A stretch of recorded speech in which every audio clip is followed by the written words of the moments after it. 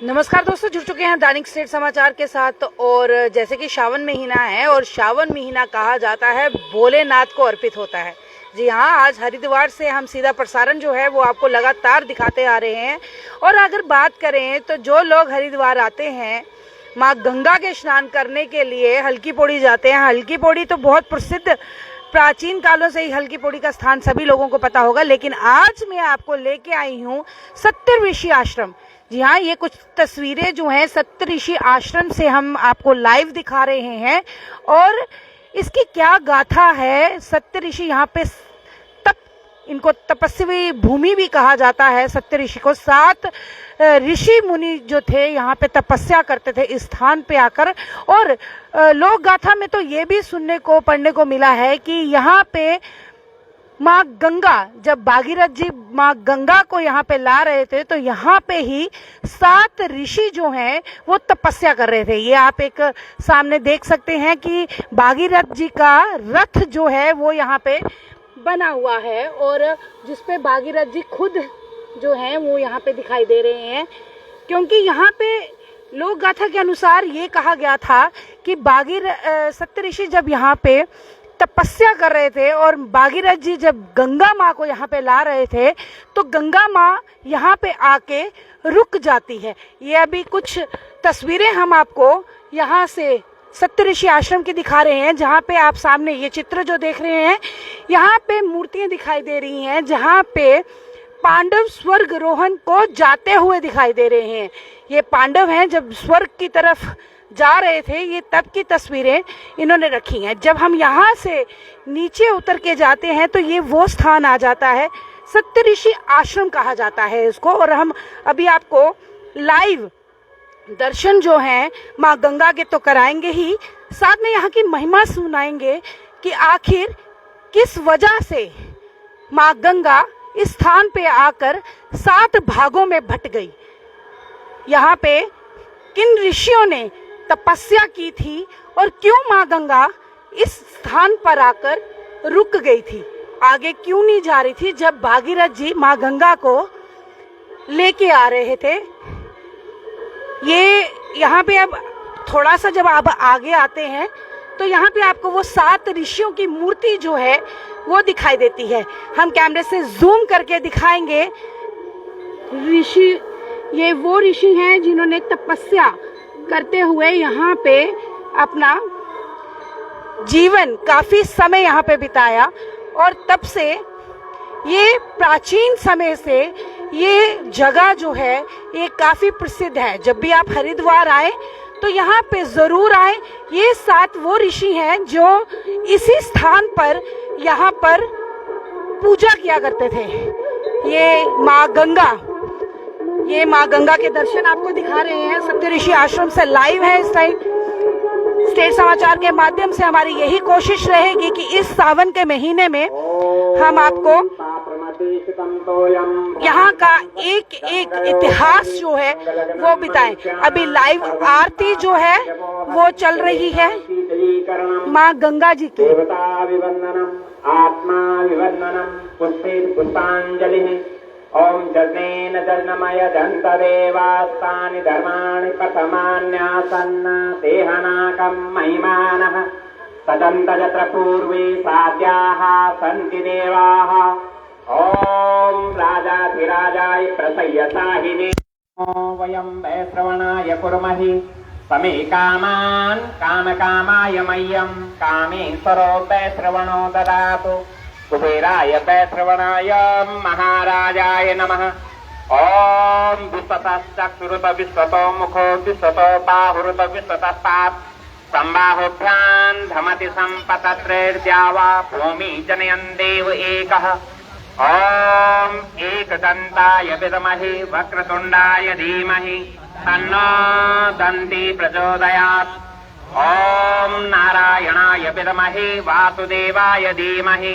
तन्नो विष्णु प्रचोदयात् ओम भागीरथी च विद्महे जन्पुत्री च धीमहि तन्नो गंगे प्रचोदयात् सेवंतिका बकुल चंपकपाटलाब्जी पुन्नागजातिकरबीजरसाल पुष्पे बिल्वप्रवाल तुलसी दलमंजरी स्वां पूजयामि जगदीश्वर मे प्रसीद नाना सुगंध पुष्पाणि यथा कालोत्सवानि च पुष्पाञ्जलिर्मया दत्तं गृहाण परमेश्वरी दिव्य मंत्र पुष्पाञ्जलिं समर्पयामि यानि कानि च पापानि जन्मान्तर्कृतानि च तानि सर्वाणि नश्यन्तो प्रदक्षिणः पदे पदे नमः सर्वहितार्थाय जगदाधारे हेतवे साष्टांगोऽयं प्रणामस्तु प्रयत्नेन मया कृतम्।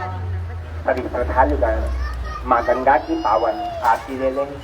बोलो गंगे मैया की जय, गौ माता की जय, भारत माता की जय, सप्तऋषियों की जय, सत्य सनातन धर्म की जय, गोस्वामी गणेश दत्त जी महाराज की जय, जयकाराय वीर बजरंगी बोलिए हर हर महादेव। माँ गंगा आप सबकी मनोकामना पूर्ण करे। सभी श्रद्धालुगण आरती लेने के पश्चात प्रसाद लेकर जाएं। ये हम आपको सप्त ऋषि आश्रम से लाइव जो आरती थी ये अभी आपने देखी। आखिर क्यों माँ गंगा इस स्थान पे आकर 7 धाराओं में बट जाती है, तो उसके बारे में भी जानेंगे। हम पुजारी जी से सीधी बात करते हैं, मंदिर की तरफ बढ़ते हुए आगे चलते हैं।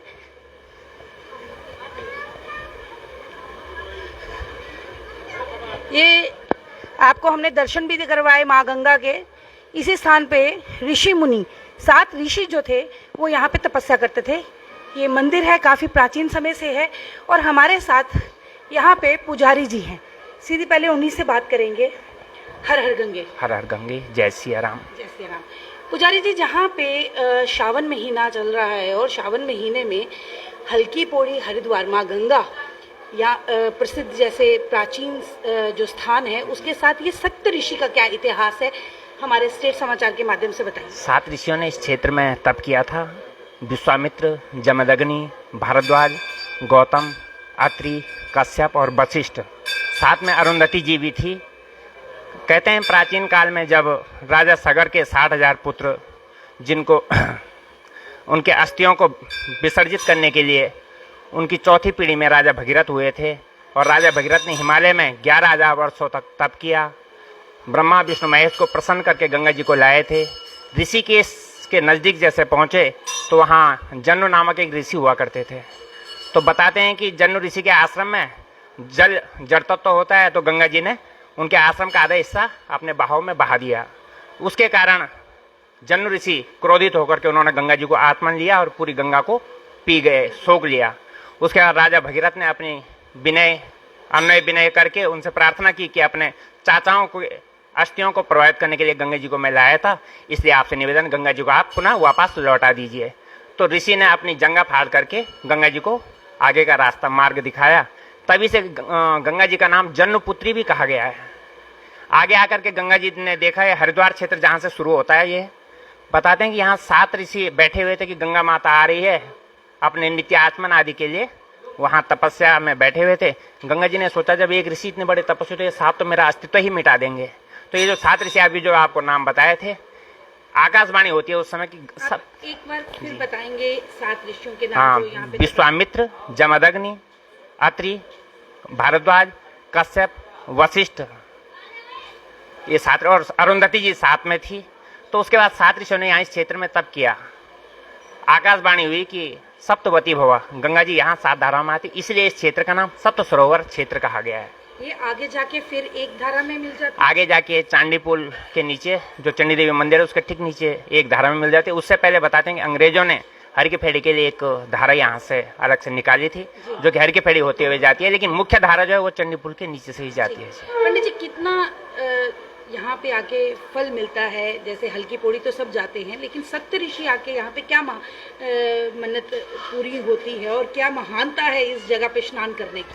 देखो जी, स्थान जहाँ तक महानता की बात है तो अपने अपने हर स्थान का अपना अपना महत्व है। हमारे शास्त्रों में कहा गया है कि स्थान प्रधानम, स्थान का फल अपना विशेष प्रधानता का होता है। इस क्षेत्र में एक विशेष आप देख सकते हैं जो शांतिदायक है, शांतिदायक क्षेत्र कहा गया है। हर की पैड़ी में आप जाइए, वहाँ का ब्रह्म कुंड के नाम से वहाँ जो विशेषता है कि अमृत कुंभ, वहाँ उसकी अमृत की बूंद गिरी थी, वहाँ का अपना महत्व है। यहाँ शांति क्षेत्र है, यहाँ तपस्या के लिए विशेष, यहाँ बड़े बड़े ऋषि लोग अधिकतर आप देखेंगे कि संध्या काल के टाइम पे अपना तप करते रहते हैं। शांति क्षेत्र है विशेष है, और यहाँ स्नान करके आप भक्तजनों से भी पता करते हैं कि आत्मिक शांति की प्राप्ति होती है। आखिर आज हमारे चैनल के माध्यम से यही कोशिश थी कि आपको ये सप्त ऋषि आश्रम का इतिहास बताएं। आखिर माँ गंगा यहाँ पे आके 7 भागों में क्यों बट गई थी, क्यों 7 धाराओं में माँ गंगा जो है वो यहाँ से आगे की तरफ निकल के फिर एक ही धारा में बहती है। ये मंदिर है, प्राचीन काल से है, और ये स्थान एकदम शांति का वातावरण लेके आता है। यहाँ पे जितने भी संत हुए हैं, साधु हुए हैं, ऋषि मुनि हुए हैं, इसी स्थान पे तप करते थे, क्योंकि ये बहुत ही शांत जो है। हमने बाहर आपको माँ गंगा के फिर आपको दर्शन करवाएंगे और थोड़ी बहुत जानकारी जो है यहाँ के लोगों से भी लेंगे, आखिर उनको कैसा लग रहा है श्रावण महीने में यहाँ पे सप्त ऋषि आश्रम में आके माँ गंगा जी के दर्शन करने में, पावन दर्शन करने के लिए। हम अपने चैनल से इस टाइम सीधा प्रसारण लाइव जो है वो आपको दिखा रहे हैं।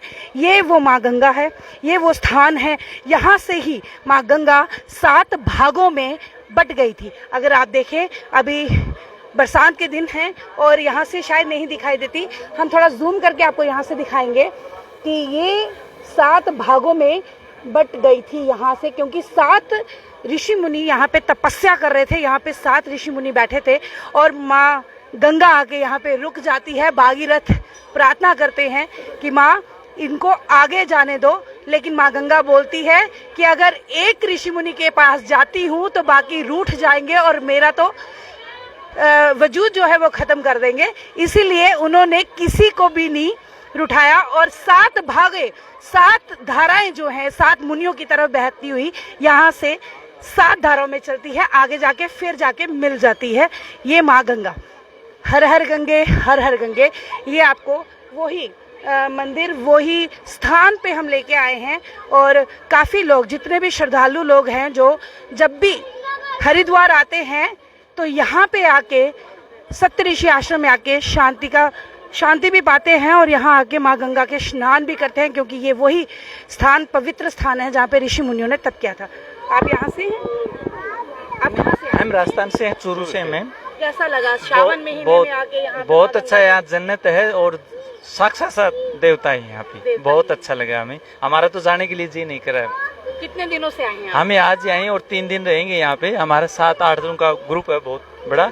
सभी कह रहे हैं यहीं पे रहेंगे। हमारे बड़े भाई साहब ललित जी, कुछ कहना चाहेंगे आप? हाँ जी, यहाँ पर गंगा मैया से आने से आत्मा शुद्ध होती है, काम बहुत बढ़िया आनंदमय हो जाता है, मन तृप्त हो जाता है। हाँ एकदम। जाने के लिए जी नहीं करा है हमारे यहाँ। ऐसे करते यहीं हर साल आते हैं? नहीं, पहली बार आए और ऐसे करता हर साल आएंगे। अब हर साल आएंगे और उनको लेके आएंगे। जी खुश हो जाता है, यहाँ के गंगे मैया का दर्शन करके दिल खुश हो जाता है, सब कुछ भूल जाते हैं। ये मैं आपको बता रही हूँ कि ये लोकल लोग हैं जो कि गंगा माई जब भी आते हैं और इस पावन पवित्र राजस्थान से आए, चूरू डिस्ट्रिक्ट से, सादुलपुर तहसील से, ठीक है। और दूसरी बार आए हम गंगे मैया के यहाँ डाक कावड़ देने के। हर हर गंगे, हर हर गंगे। यहाँ पे जब आप आगे की तरफ बढ़ते हैं और आगे की तरफ जब बढ़ते हैं तो यहाँ पे आपको मंदिर भी दिखाई देता है।